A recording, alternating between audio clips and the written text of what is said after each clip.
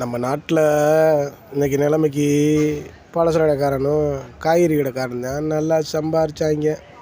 இந்த 3 வருஷம் லாக்டவுனில் நல்லா அடித்து குமிச்சிட்டாங்க. ஒவ்வொருத்தனும் 2 வீட்டு காசை எடுத்துட்டான், பலசர கடைக்காரனும் காய்கறி கடைக்காரனும்.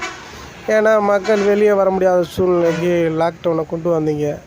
லாக்டவுனில் பிள்ளைகளுக்கு சோறு கொடுக்கணும்ல, அதனால் விற்கிற விலைக்கு வாங்கி பிள்ளைகளை சமைச்சு சாப்பிட வச்சாங்க இந்த 3 வருஷமாக. அது அவன் வெளி நடமாட்டம் இல்லை.